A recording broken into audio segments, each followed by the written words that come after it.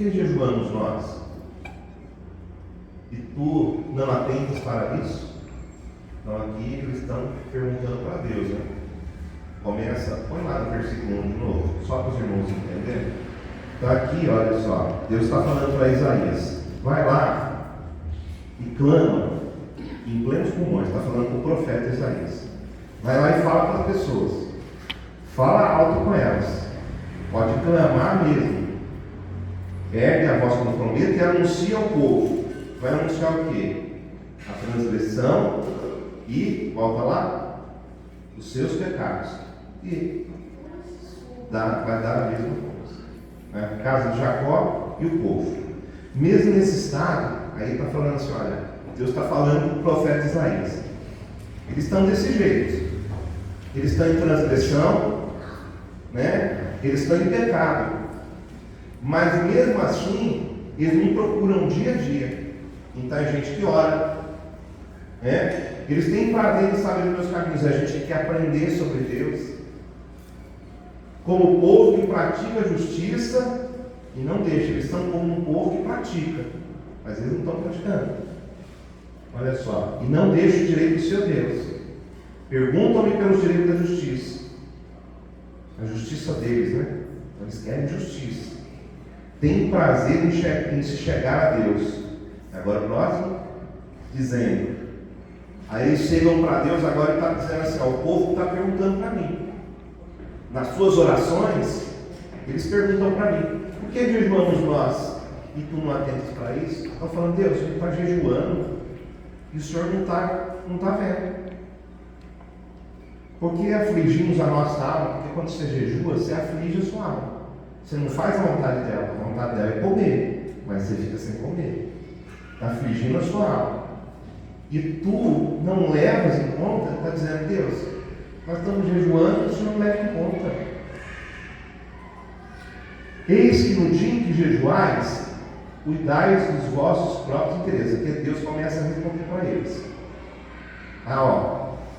No dia que vocês jejuam, beleza? Mas no dia que vocês jejuam, vocês cuidam dos vossos próprios interesses. E exigis que se faça todo o vosso trabalho. Não vai ficar sem trabalhar, vai trabalhar hoje, vai fazer as coisas, porque eu preciso disso. Eis que jejuais para contendas, jejuam e tem contendas, tem rixas, para ferir-lhes com um punho de iniquidade. Fere as pessoas com um punho, com força. Jejuando assim como hoje, não se fará. Olha que interessante, olha. Jejuando assim, do jeito que vocês estão jejuando, como hoje, não se fará ouvir a voz do alto, o profeta está dizendo. Vocês estão jejuando desse jeito. Deus mandou falar para vocês, não está vendo mesmo. Por causa do jeito que vocês estão se comportando. Vamos lá? Seria este o jejum que escolhi? O homem, e aqui é uma pergunta, né? Olha só, seria este o jejum que escolhi, que o homem um dia aflige a sua alma, incline a sua cabeça como junco e estenda debaixo de si pano de saco e cinza? Está perguntando, Deus está perguntando. Seria este o jejum que eu quero? Eu quero que vocês fiquem sem comer, vocês fiquem sem beber, vocês coloquem em pano de saco, né? Porque o pano de saco é por fora, a cinza é por fora. Chamarias tu a isto jejum e dia aceitável ao Senhor? Porventura, não é este o jejum que escolhi? Aí agora Deus vai falar, o jejum que escolhi foi outro. O jejum que escolhi é que solte as ligaduras da impiedade, liberte-se da impiedade, desfaça as ataduras da servidão, deixe livres os oprimidos. Está vendo a pessoa oprimida, liberta ela, né? Despedace todo o jugo. Vamos lá. Porventura, não é também que repartas o teu pão com famintos, e recolhas em casas pobres, desabrigados, e se vires o nu, cubras, e não te escondas do teu semelhante? Vocês lembram uma passagem na Bíblia que está indo um levita, está indo um sacerdote, está indo pelo caminho, e quando eles veem um cara samaritano caído, o que ele faz? Finge que não viu. É isso que a Bíblia está dizendo aqui. Não te escondas. Não finge que não está vendo. Você está vendo. Agora, olha só. Se você fizer esse jejum, que a Bíblia está dizendo, então romperá a tua luz como a alva. Aí vocês vão ver as coisas começar a acontecer. A tua cura brotará sem detença. A tua justiça irá diante de ti. E a glória do Senhor. Quer dizer, Deus vai fazer quando você chegar, a justiça de Deus já chegou no seu lugar. A tua justiça irá diante de ti. E a glória do Senhor será a tua retaguarda. Deus vai guardar as suas costas. Então clamarás, quando estiver passando por dificuldade, e o Senhor te responderá. Gritarás por socorro e ele dirá: eis-me aqui. Deus vai falar: eu estou aqui. Se tirares do meio de ti o jugo. Aí ele começa a repetir de novo. Ele começa a falar de novo: olha só, tem que tirar o jugo do meio de ti, o dedo que ameaça, o falar injurioso. Se abrires a tua alma ao faminto, de novo ele está falando: olha, se você fizer esse bem, abrires a tua alma ao faminto, fartares a alma aflita, então a tua luz nascerá nas trevas. Mais uma promessa: a tua luz vai nascer nas trevas, e a tua escuridão vai ser como meio-dia. O Senhor te guiará continuamente, continua prometendo, olha só, fartará a tua alma, até em lugares áridos. Deus vai fortalecer a tua alma e fortificará os teus ossos. Serás como um jardim regado, como um manancial cujas águas jamais faltam. Os teus filhos edificarão as antigas ruínas, levantará os fundamentos de gerações e será chamado reparador de brechas e restaurador de veredas, para que o país se torne habitável. Se desviares o pé de profanar o sábado e de cuidar dos teus próprios interesses no meu santo dia, se chamares ao sábado deleitoso e santo dia do Senhor, digno de honra, e o honrares, não seguindo os teus caminhos, não pretendendo fazer a tua própria vontade, nem falando palavras vãs. Então te deleitarás no Senhor. Eu te farei cavalgar sobre os altos da terra e te sustentarei com a herança de Jacó, teu pai, porque a boca do Senhor o disse. Amém? Talvez no versículo 13, talvez você pense assim: mas a gente não guarda o sábado, nós não somos, né? Não temos esse costume. Talvez você pense assim: então nós estamos profanando. Não. O sábado é um dia e é uma ordem de Deus que a gente tem um tempo de descanso. Então, descansava. No sábado era o dia de adorar o Senhor. Então o povo começava, o sábado começava na sexta-feira às 6 horas da tarde e terminava no sábado às 6 horas da tarde. Tá bom? Que era o tempo de viração do dia lá no Jardim do Éden, quando Deus vinha ter com Adão, né? Ele vinha nesse período, nesse horário.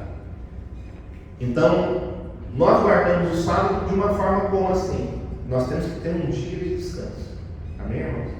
Um dia para adorar o Senhor. Para nós, o dia que a gente para adorar o Senhor, para a gente é o domingo, né? A nossa cultura, que é o domingo. Poderia ser o sábado também, mas para nós, hoje é o domingo, né? O primeiro dia da semana, o sábado é o 7º dia, só para você entender isso, tá? A gente está falando nesses dias aí sobre jejum, e o jejum, ele é assim, um exercício de domínio próprio. Fala a verdade, irmãos. Não é simples jejuar. Toda vez que você vai jejuar, parece interessante, mas é o dia que dá vontade de comer, né? Você jejuou, fala, amanhã eu vou fazer um jejum. Você já acorda com vontade de comer já. Às vezes você não tem nem costume de tomar café. Acorda de manhã e já acorda com fome. Né? Que coisa.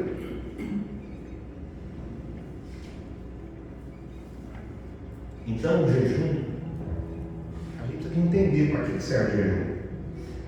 O jejum ele é uma forma da gente começar a dominar. Por exemplo, tem gente que às vezes faz jejum de café. A pessoa toma muito café, né? Ela fala assim, não, vou tirar o café.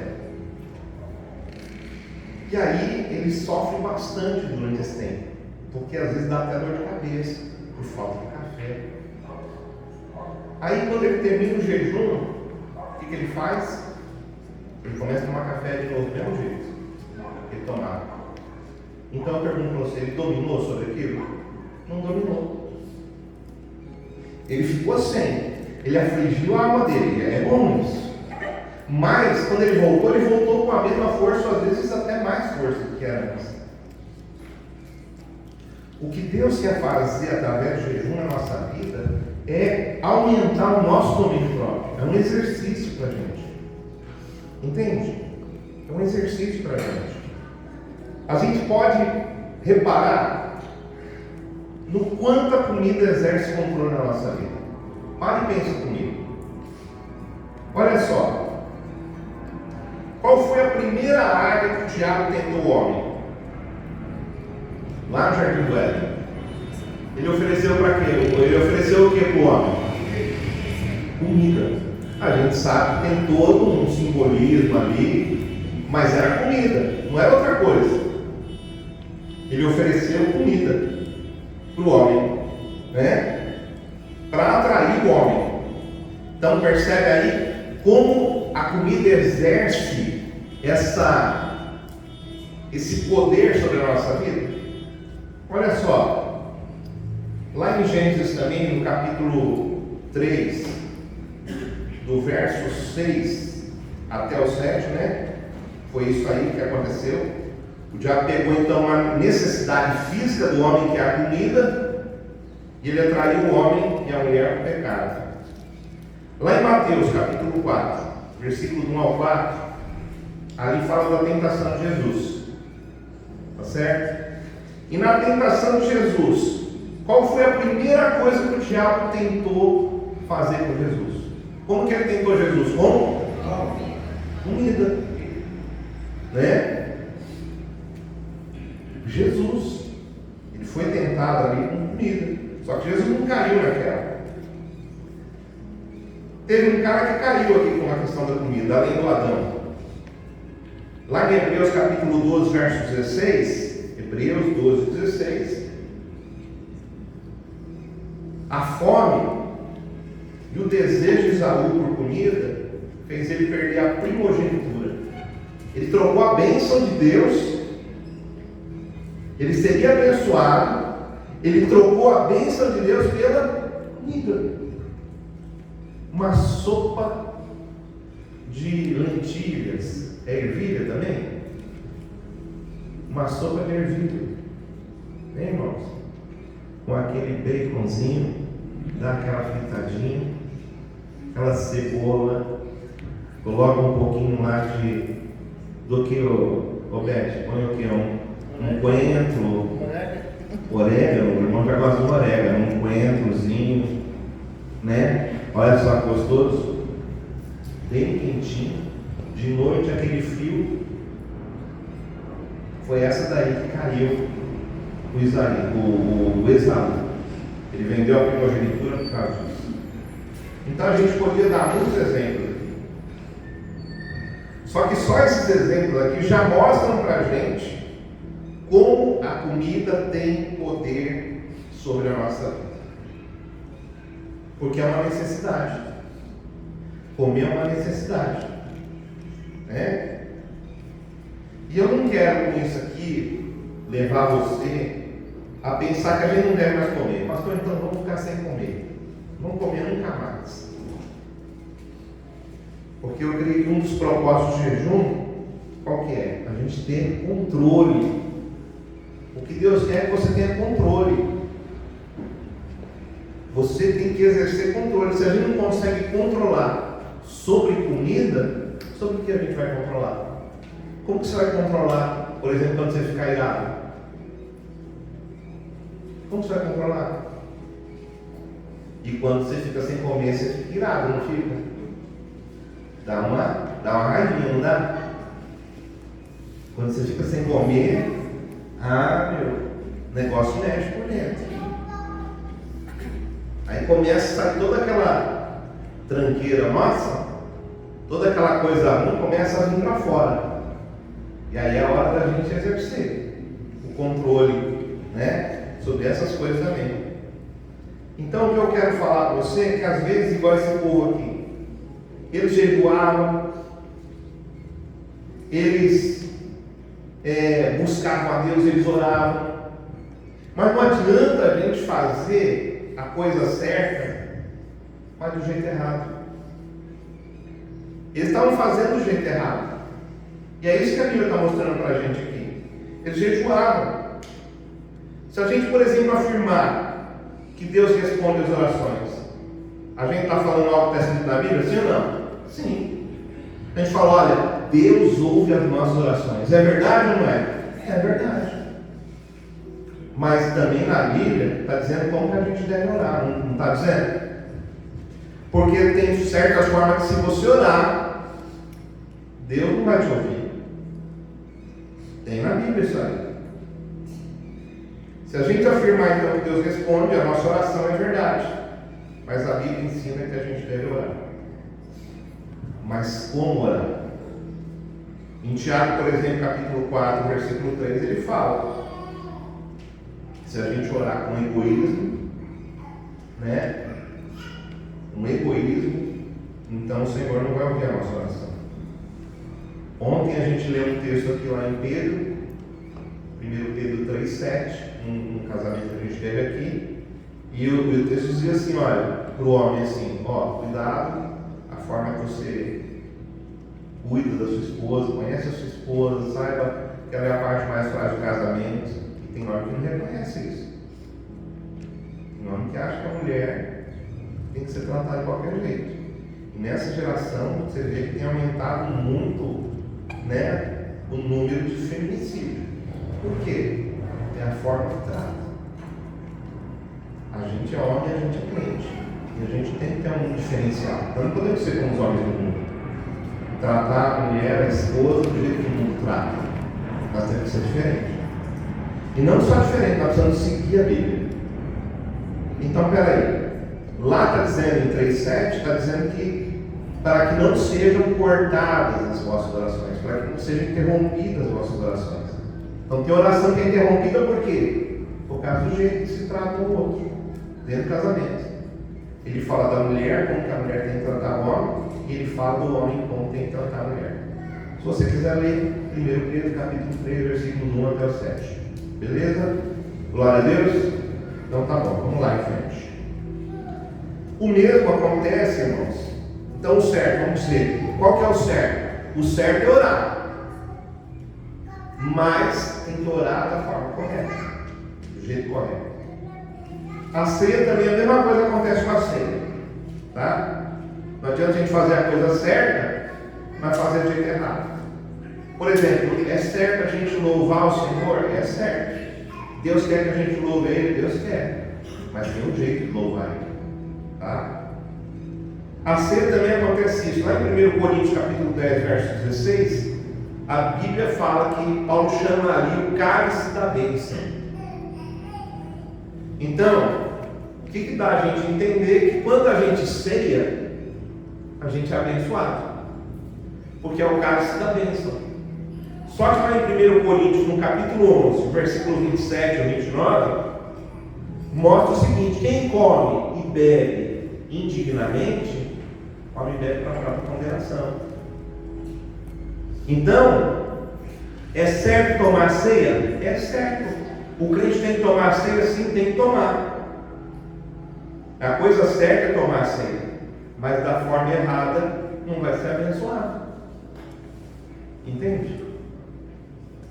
Vamos pensar em ofertas. O que eu estou mostrando aqui para você, olha, fazer a coisa certa, do jeito errado, errado. Tem que fazer a coisa certa, do jeito certo. Bom, vamos lá, pensar nas ofertas. Lá em 2 Coríntios capítulo 9, verso 7, sem fora outros textos, né? Fala que se a gente contribuir segundo o que está proposto no nosso coração, com alegria, nós vamos ser abençoados. Ofertar é correto? É a vontade de Deus? É a vontade de Deus. Só que a gente deve contribuir segundo o que está proposto no coração. Segundo a gente propõe no coração, ou segundo Deus propõe no nosso coração. Muitas vezes Deus fala com a gente na hora da oferta, e a gente tem que ouvir. A gente tem que ouvir, é um momento espiritual. E tem que ser, deve ser com alegria. Tem um outro texto que fala de oferta, que fala de gente que vai levar a oferta e lembra que tem algum problema de falta de perdão com o irmão. O que a Bíblia fala? A Bíblia fala, guarda a sua oferta, se reconcilia com o seu irmão, depois você vai e oferece a sua oferta. Não é para não oferecer a oferta, é para oferecer, mas não adianta oferecer daquele jeito. Entende que tem que ser a coisa, tem que ser do jeito certo, da forma correta. A gente vê, irmãos, que existe uma bênção quando a gente oferta, se a gente ofertar da forma que deve ofertar. Vamos pensar na oferta de Caim e de Ananias, já logo no 2 de uma paulada só. Caim, você sabe, está lá no primeiro texto da Bíblia, lá, primeiro livro da Bíblia. E Caim ofertou a Deus, mas Deus não aceitou a oferta dele. Por que Deus não aceitou a oferta do cara? Né? Ananias também, ele fez uma oferta para Deus, mas a oferta de Ananias também não foi aceita. E assim também acontece com o jejum. Aí o que a gente leu aí em Isaías 58, no verso 2, você vê que ele mesmo fala assim, olha, nesse mesmo estado, ainda me procuram, tem prazer. Então a gente que jejua, que ora, que busca a Deus, faz tudo isso. E isso é bom, irmãos. A gente não deve parar de buscar o Senhor. Talvez se alguém fala assim, mas eu tive um problema hoje em casa com a minha esposa, então não vou para a igreja. Está errado. Tem que ir para a igreja. Você tem que ouvir a palavra de Deus. É o dia do Senhor. Né? E às vezes a gente começa a deixar com que as outras coisas tomem o lugar de Deus. Então, por exemplo, teve um pastor uma certa vez que ele chegou diante da igreja, era ceia, né? Todo mundo reunido para tomar a ceia. E eles começaram a distribuir a ceia. Naquele dia o pastor disse assim, olha, eu não vou pregar. Quem vai pregar é o irmão fulano. Colocou lá o outro irmão para pregar no lugar dele. Ele falou, não vou pregar hoje. E quando estava terminando a ceia, né, acabou a pregação, ele chegou e falou com os irmãos. Falou assim, irmãos, olha, eu quero dizer para vocês que hoje eu não vou tomar ceia. Eu não vou tomar ceia porque eu tive um problema com a minha esposa. E eu preciso me consertar com ela para mim tomar ceia. Então eu vou vir tomar ceia sim. Ainda hoje eu vou tomar ceia, mas nesse momento não. Eu vou lá me consertar com ela primeiro e eu peço para os irmãos orarem por mim. Um pastor fez isso. Essa é a forma correta. Não é a gente esconder, mas a gente tem que se expor, né? E ele colocou isso diante da igreja e ele foi, pediu oração para a igreja orou por ele, ele voltou para casa, se reconciliou com a esposa e aí sim ele tomou a ceia do Senhor. Como que a gente deve jejuar então? Porque não adianta a gente jejuar, né? Igual esse povo aqui, ele estava orando, jejuando, buscando Deus, deseja aprender mais de Deus. Às vezes a gente fala assim, não, tem pessoas que têm tanta vontade de aprender a palavra de Deus, quer fazer curso disso, curso daquilo, quer tudo. Eles fazem a coisa certa, mas do jeito errado. A pergunta é então, como que a gente deve jejuar?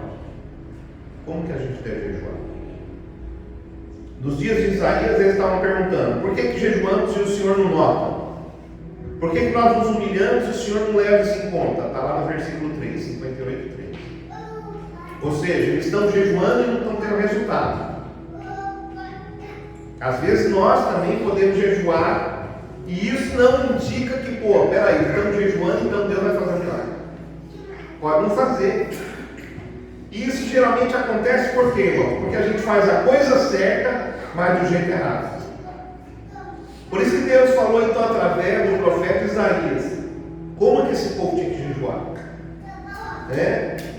O jejum, ele é um tipo de auxílio na expressão da nossa fé. É uma forma da gente adorar a Deus. Eu acho que é tão bonito, irmãos. Se a gente, ao invés da gente, não estou dizendo para a gente não orar quando a gente tem problema, ou jejuar quando a gente tem problema, não é isso que eu estou dizendo. Mas a gente deveria jejuar para adorar a Deus.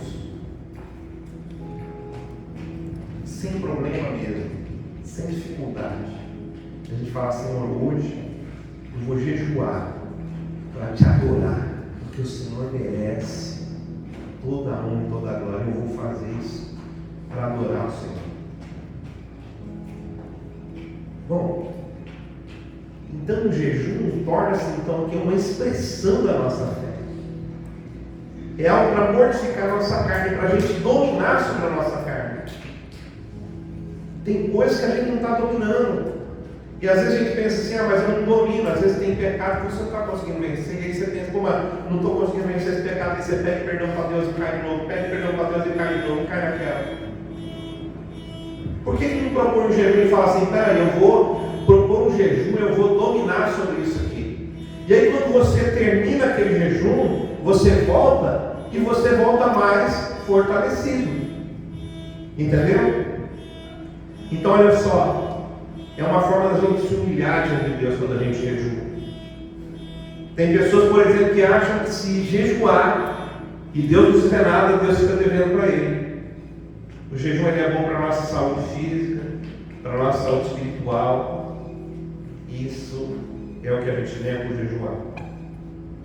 Sermos abençoados com outras bênçãos é apenas um bônus a mais. Deus está apenas abençoando mais um pouco a gente do que a gente necessita. O que a gente pode então aprender então com Isaías aqui com relação ao jejum? Então vamos aprender algumas coisas aqui com Isaías. Rapidamente eu quero falar para você. No versículo 5, a gente entende que existe uma forma de jejuar. Ele fala assim: o jejum que escolhi. Deus está dizendo: eu escolhi um tipo de jejum. Tá certo? É assim que você tem que jejuar. É esse tipo de jejum que tem que ser feito. Mas jejum não é só ficar sem comer? Não. Muita gente fica sem comer. Por exemplo, tem satanista que jejua. Lá do Satanás. Ele às vezes jejua para quê? Para ele ganhar poder. Para ele ficar mais espiritualista lá no negócio dele. Tem satanista, já ouvi dizer que satanista que jejua para a queda de filhos de pastores. Porque quando um filho de pastor cai, é algo muito bom para o reino das trevas. Pastores caíram. Porque às vezes você pensa assim, porque o cara realmente ele é fraco. Não, existe uma guerra às vezes espiritual acontecendo. Logicamente, às vezes não se preparou, não orou, não jejuou, viu aquilo como normal, não foi indo, caiu. Um pastor, uma certa vez, que eu falei para ele assim, ele tinha costume de abraçar e beijar as irmãs assim. Chegava, abraçava, dava aquele abração nas irmãs e beijava as irmãs, no rosto. E às vezes demorava isso. E a minha esposa, a gente já bem novinho, minha esposa ficava incomodada. Ele era pastor,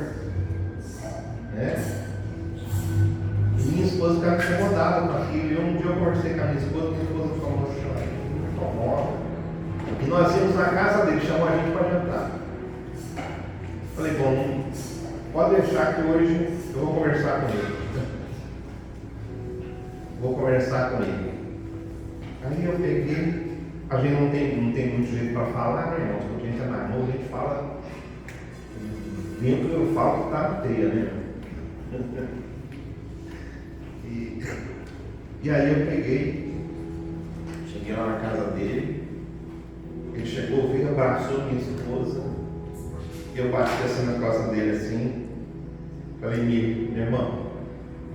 Aí eu peguei e falei para ele assim, minha esposa. Eu disse para ele, minha esposa é minha esposa. Né? Eu falei assim para ele, me carro, su carro, o meu carro é seu carro. Me caça, su caça. Minha esposa. Tira a mão de cima da minha esposa. E eu não quero mais que você abraça ela desse jeito. Você pega assim, cumprimenta assim, com a mãozinha assim. Desse jeito que eu quero ser cumprimentado a minha esposa. E ele ficou sem graça, vermelho, branco, igual eu, meu irmão. Os caras branco igual fica vermelho, né? Ficou vermelhão assim e tal, mas sim. E ele entendeu o recado da minha esposa, mas ele não entendeu o recado de Deus para ele. Que era o quê? Ele tinha que parar com esse negócio. E aí ele continuou cumprimentando as mulheres do mesmo jeito. Só a minha esposa que não. E ele caiu em adultério. Foi tomar conta de uma igreja, passado um tempo caiu em adultério. Mas por quê? Às vezes uma coisa tão simples, irmãos. Você vê que às vezes a pessoa cai de bobeira. Entende? Se ele tivesse parado com aquilo, não tinha acontecido nada. Se ele tivesse aprendido, isso aqui não é uma regra. Tá bom? Isso aqui não é uma regra. Mas Deus fala pra gente, às vezes, coisinhas pequenas. Não é verdade? Coisinhas pequenas. Então, a primeira coisa que a gente aprende aqui com Isaías é que existe um tipo de jejum que Deus quer. Mas a gente sabe que na Bíblia tem 4 tipos de jejum. A segunda coisa que a gente aprende com ele, está lá no versículo 4, tem a ver com um coração sincero, um coração quebrantado.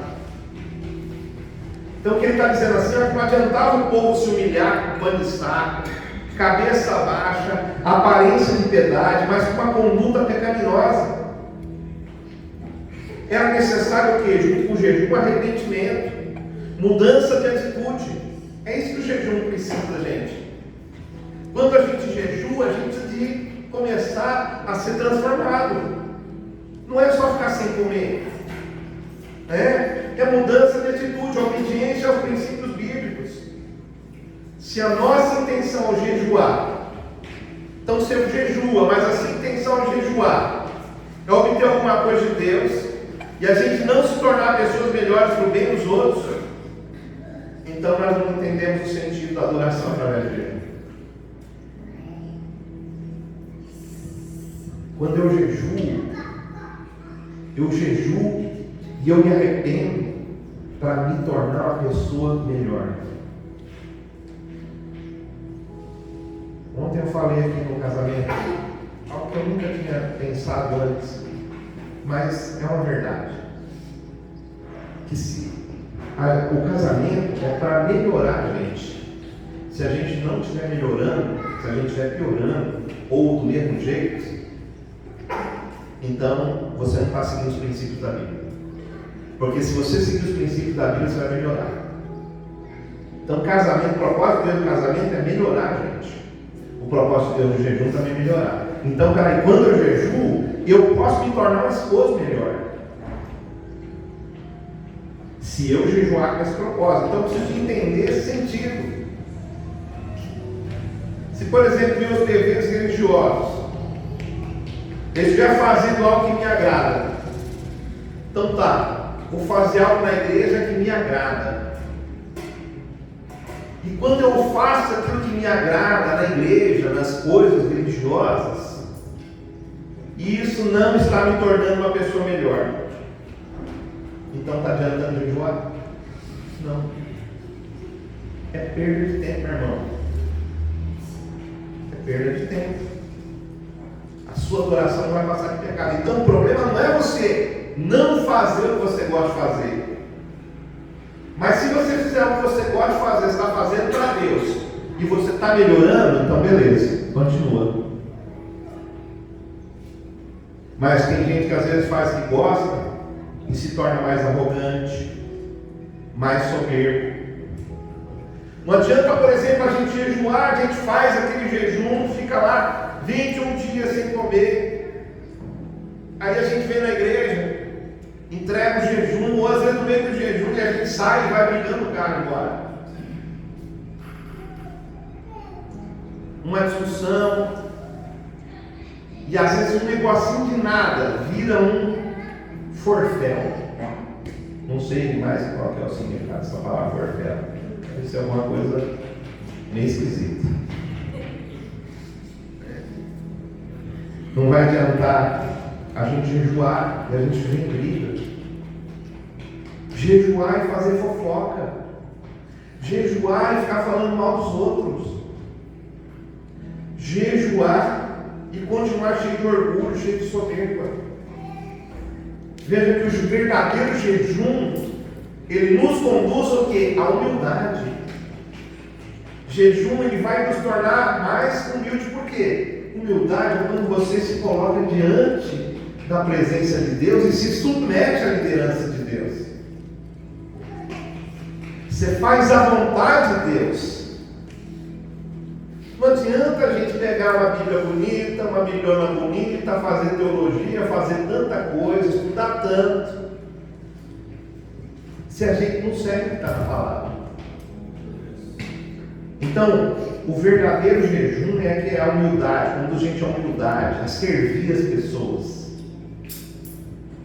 É o ministério de cada um no reino de Deus. A gente se priva para que a gente possa compartilhar com os outros. E a gente faz isso para a glória de Deus. Quando você deixa de comer, você guarda a comida.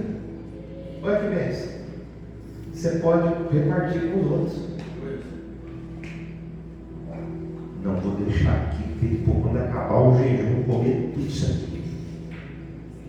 Estou guardando tudo, armazenando aos irmãos, os irmãos da Esquilolândia, né? A Esquilo guarda, né? Os irmãos que são esquilos, vieram dos esquilos, né? Que guardam, fica esperando o final.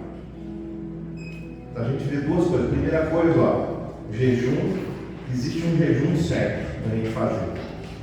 Podemos fazer 4 tipos de jejum na Bíblia. A Bíblia ensina a gente que tem 4 tipos de jejum. Mas não adianta nada a gente fazer cada um desses 4 jejuns, mas com o coração errado. Tá? Então, o primeiro é que existe um jejum certo. O segundo, eu preciso ter um coração sincero. Amém, irmãos? Quando você vai jejuar, você tem que ser sincero para Deus. Você tem que olhar para dentro de você. E a terceira coisa é isso. Né? Na verdade, é a segunda, né? A gente tem que olhar, ser sincero, é sincera, tirar a máscara. A gente tem que ver que a gente é de verdade. Esses dias, aconteceu um negócio comigo. Eu estava nessa correria aí com a Giovana e vai lá para espera alta e não vem. E aí a Giovana pediu para mim pegar o carrinho do bebê, levar o carrinho, o neném sair de carrinho e sair com aquele bebê, como que é que chama? Bebê conforto, né? Aí eu fui lá, irmãos, vim para minha esposa falou, vou colocar a roupa aqui para lavar, enquanto eu vou colocar a roupa para lavar, você vai lá e pega as coisas do bebê lá. Eu falei, tá bom. Aí cheguei lá, irmãos, comecei a mexer no carrinho. Eu não sabia desmontar aquele negócio, começou a dar raiva. Começou a dar raiva. O negócio, eu tirei o bebê conforto, consegui tirar o bebê conforto, falei, vou levar o bebê conforto. Ela falou, não, mas ela foi para levar o carrinho. Eu falei, mas eu não sei desmontar esse negócio aqui não. Sei desmontar isso aqui não, não estou conseguindo desmontar. E o esposo virou assim para mim, falou, tá bem nervosinho, hein? Falei, é verdade. Falei, mesmo. Eu acho que tem alguma coisa em mim que tem que mudar. Aí agora estou orando, né? Estou orando. Vamos fazer um jejum aí, né? Para a gente mudar. Mas eu fiquei bem nervosinho. Terceiro, irmãos. Terceiro ponto é que se a gente jejua corretamente, existem promessas para aqueles que jejuam. Se a gente jejuar com um coração sincero, aprender a ser humilde, jejuar em adoração a Deus, com o desejo de se tornar uma pessoa melhor para a glória de Deus, com certeza nós vamos ser abençoados. Vai lá em Mateus capítulo 6, verso 18. Vamos ver se é isso mesmo. Mateus 6, 18. Com o fim de não parecer aos homens que jejuas, e sim ao teu Pai em secreto. E teu Pai que te vê, que vem em secreto, te recompensará. Então, quando jejua, a Bíblia está dizendo aqui, Jesus está ensinando, tem recompensa. A pessoa é recompensada se ela não fizer para mostrar para os outros. Tudo que a gente faz para mostrar para os outros já está de bom tamanho. Eu sei que às vezes é difícil isso, né? Às vezes tem pessoas que às vezes ficam chateadas porque não foi reconhecido, porque não foi visto. Mas quando você é visto, a sua recompensa vem de Deus. Já está vindo.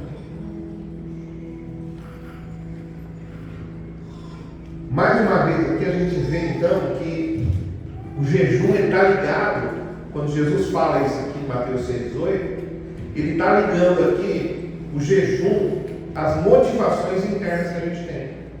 Então, por exemplo, eu vou jejuar, mas qual que é a motivação do meu jejum?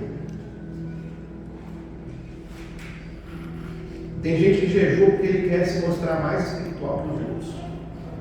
E eu quero dizer para você aqui, meu irmão,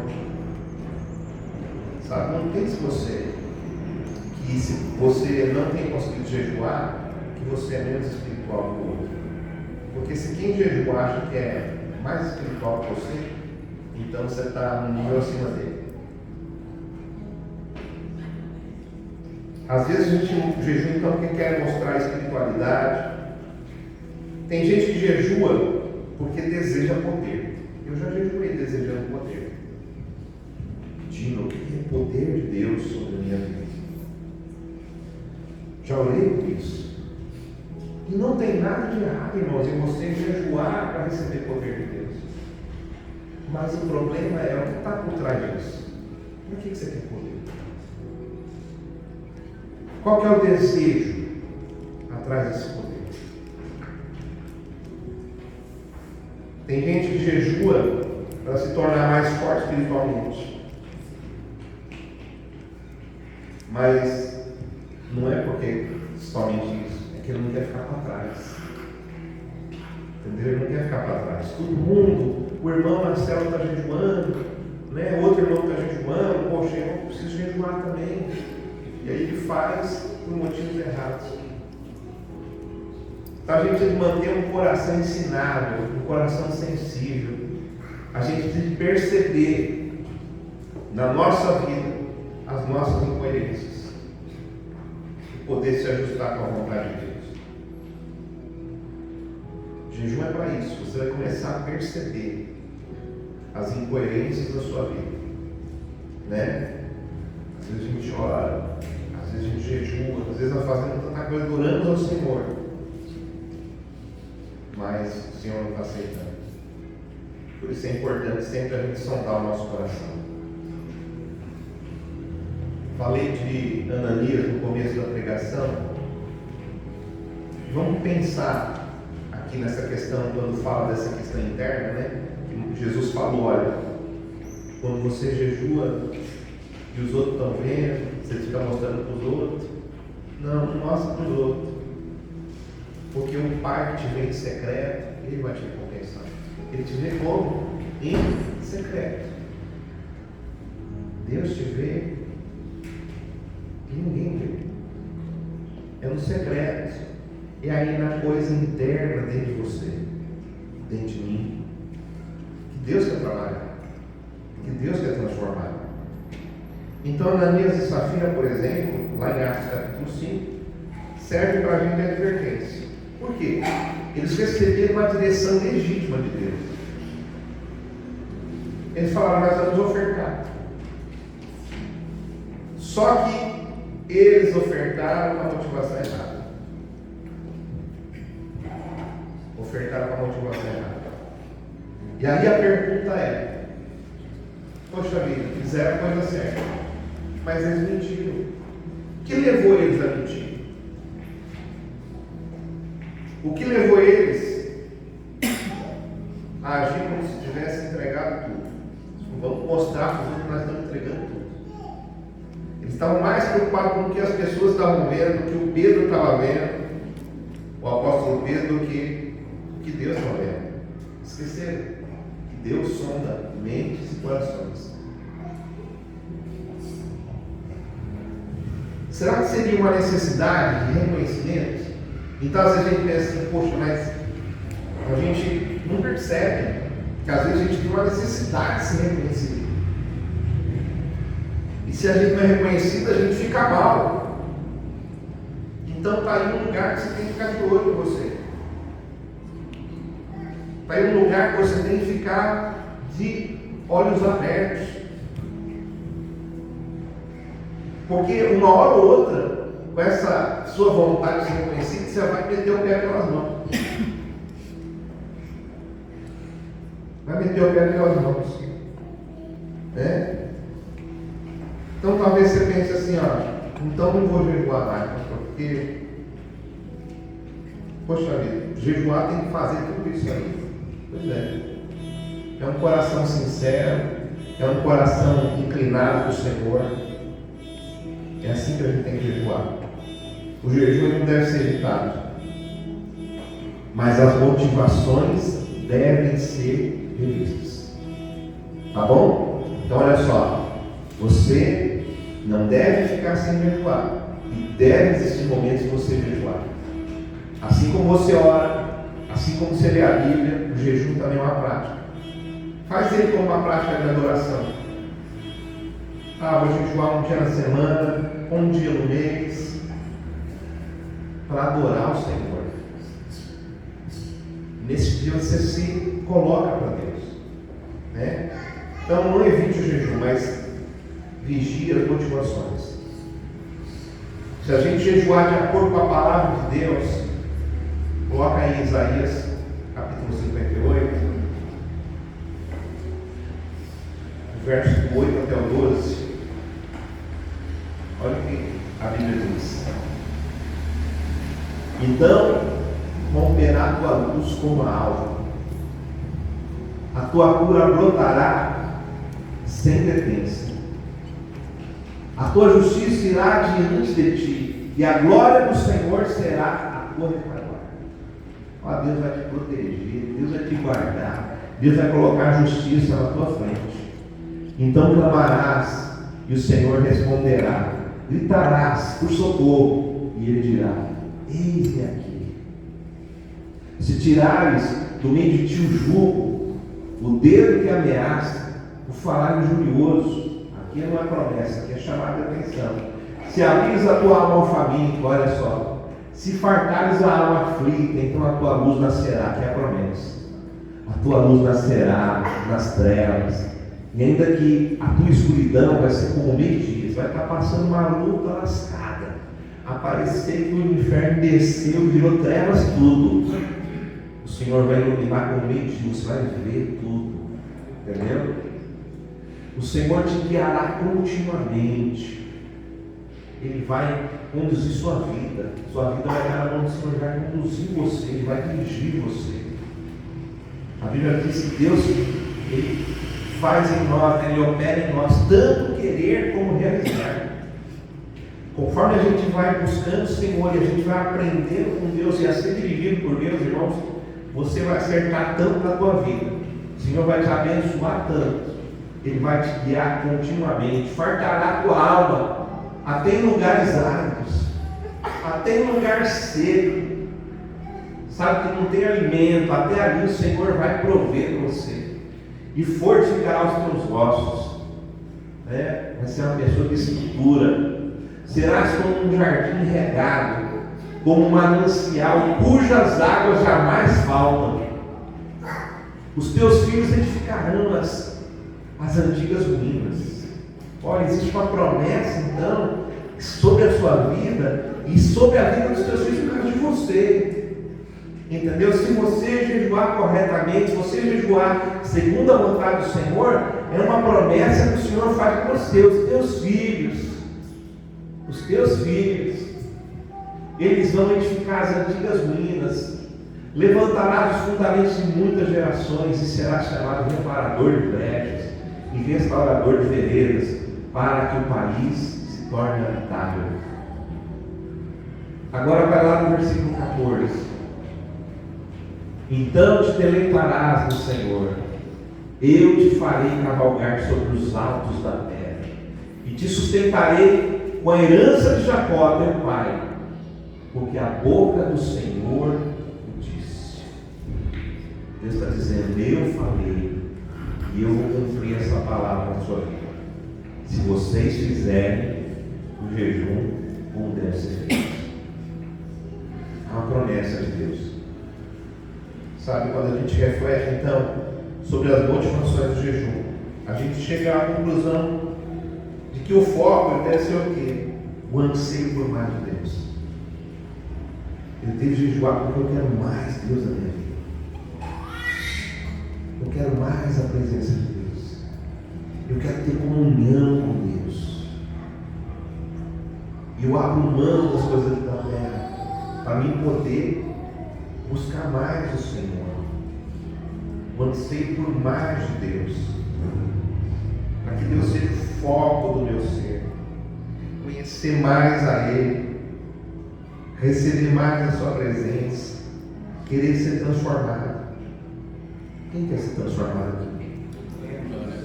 Eu quero ser transformado.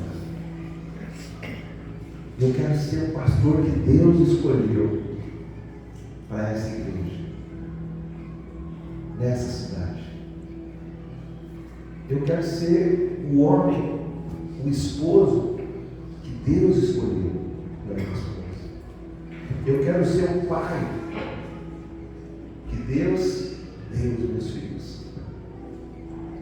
Eu quero ser esse pai. Eu quero que quando os meus filhos olhem para mim, eles possam refletir, eu possa refletir Deus para eles. Eu já tive muitas coisas, muitas falhas na minha vida, irmãos, e eu sei que eu tenho muitas coisas ainda para serem transformadas. Muita coisa ainda para melhorar. E por isso eu preciso jejuar. Nós precisamos de entrar nessa questão de jejum. Não é porque a igreja vai jejuar, mas a gente tem que colocar isso como uma prática da nossa vida. Uma prática. Não adianta a gente ficar sem comer, sem beber, fazer jejum doidos. Eu não aconselho você a fazer nenhum tipo de jejum há 21 dias, ficar sem comer, sem beber.